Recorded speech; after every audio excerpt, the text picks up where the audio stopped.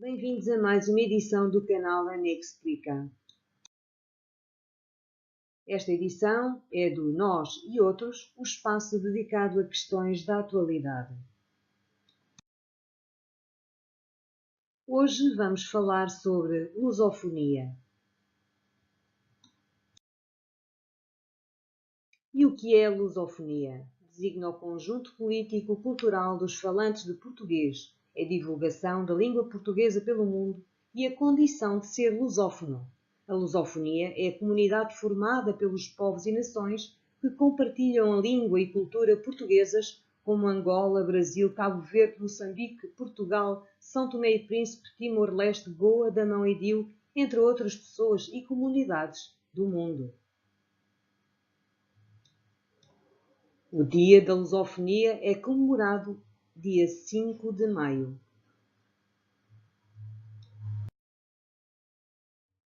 Para falar sobre a lusofonia, convidamos o professor Dr. Renato Epifânio, licenciado e mestrado em Filosofia na Faculdade de Letras da Universidade de Lisboa, também doutorado em Filosofia na Universidade de Lisboa.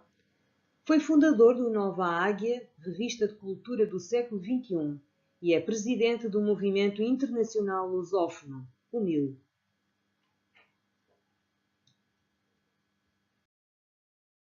Colocamos 3 questões ao professor Dr. Renato Epifânio.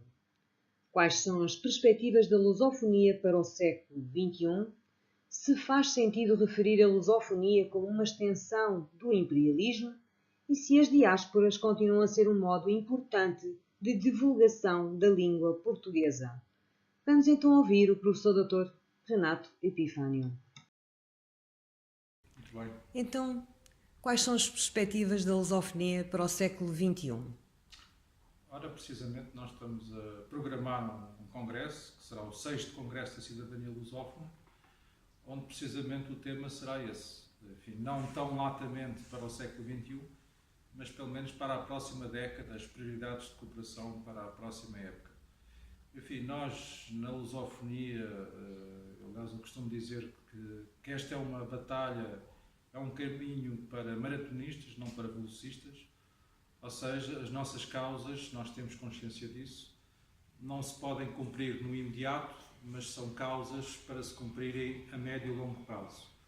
Nomeadamente, uma das nossas bandeiras, que também foi já objeto de um dos congressos da cidadania lusófona, é precisamente a livre circulação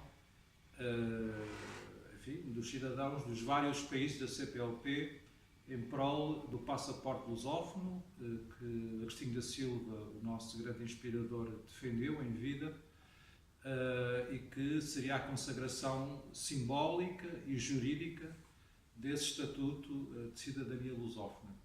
Nós temos consciência que, desde logo, da parte de Portugal, mas não apenas, essa é uma medida que não é execuível no imediato, mas poder-se-iam dar passos mais prudentes, mais comedidos, mas que fossem nesse horizonte, nomeadamente, como também temos defendido, um programa Erasmus à escala lusófona, que permitisse pelo menos a livre circulação de estudantes e de professores entre todos os países da CPLP e mais além, porque, a não se ver, a comunidade lusófona não se circunscreve aos países de língua oficial portuguesa, mas abarca e abraça outras regiões, como desde logo a Galiza. De resto, várias associações da sociedade civil dessas regiões, falo da Galiza, de Macau, de Malaca, de Goa, por aí fora, têm também estado presentes nos nossos congressos da cidadania lusófona. E em relação à expressão lusofonia, muito utilizada para que simboliza, portanto, designa o português, fará sentido dizer que é um prolongamento do imperialismo que existiu, não é, em tempos? Faz algum sentido? Não faz sentido. Nós sabemos que essa é uma acusação, um fantasma que algumas pessoas ainda agitam, mas não faz todo sentido. Desde logo, e esse é o principal argumento, porque os países de língua oficial portuguesa, obviamente aqui não falamos de Portugal e o Brasil, enfim, o Brasil já tornou independente há mais tempo, como sabemos, mas falamos dos países que se tornaram independentes em 74, 75, os países africanos de expressão portuguesa e Timor-Leste. Esses países, se assumiram a língua portuguesa como língua oficial, foi por vontade própria, foi porque perceberam que isso era do seu interesse estratégico. Ou seja, não foi por imposição de Portugal, não foi para agradar a Portugal, foi, reitero, porque as autoridades desses países, as autoridades legítimas desses países, perceberam que isso era do seu interesse. Portanto, dizer que a difusão da língua portuguesa no século XXI deriva ainda de uma vontade de imposição neo-imperial ou neocolonialista da parte de Portugal, isso não faz de todo sentido.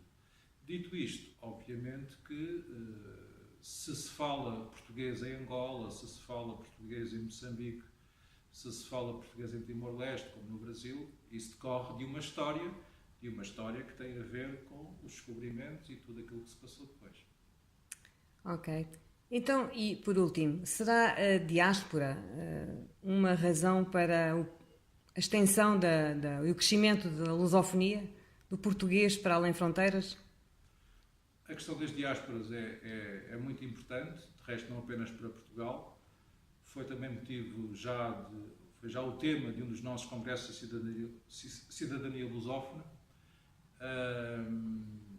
E de facto o que nós verificamos é que para Portugal a diáspora tem sido muito relevante, historicamente foi muito relevante, continua a ser, ainda que existam diferenças relativamente a gerações mais antigas que mantiveram de uma forma mais forte os laços com Portugal, o que já não acontece tanto com as gerações mais recentes, e também já não acontece tanto, conheço algumas até familiares próximos, enfim, à medida que as gerações se sucedem, os laços com Portugal vão perdendo alguma força.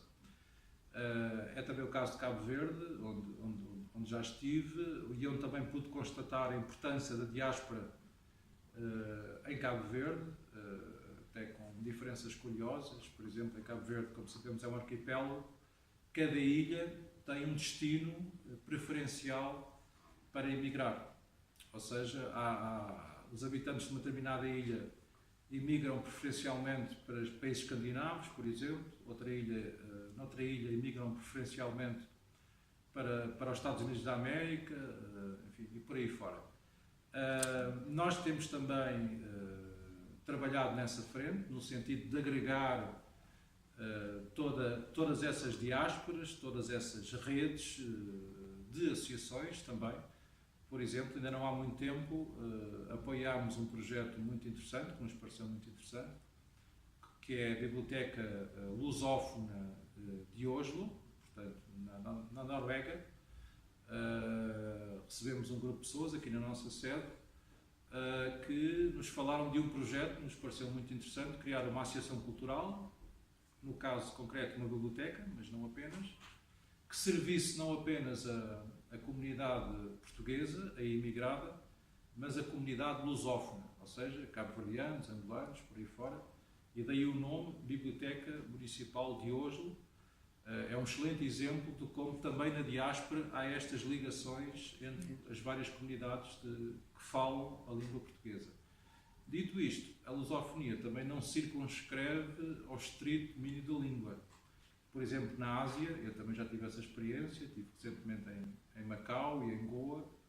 Aí já não se fala, em Macau de resto nunca se falou de forma massiva a língua portuguesa, mas ainda há, enfim, na rua, ainda há traços culturais que remetem para uma presença lusófona. Não já ao nível da língua, mas ao nível dos costumes, da convivência social, e essa visão ampla e plural do que é a lusofonia, aquilo que também nós defendemos. Ok, obrigada, Renato. Obrigadíssima. Está a ser então organizado o 6º Congresso da Cidadania Lusófona. As causas são de médio e longo prazo, com destaque para a livre circulação dos cidadãos dos vários países da CPLP, com a criação do passaporte lusófono.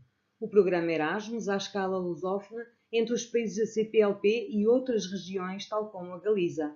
A lusofonia não tem qualquer ligação com o imperialismo. Existe apenas história comum.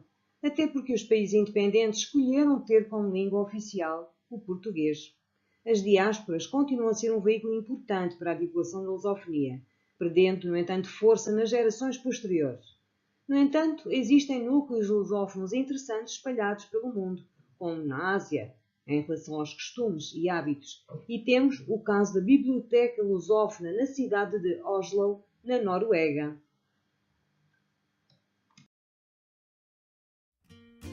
Ao professor Dr. Renato Epifânio, os melhores agradecimentos.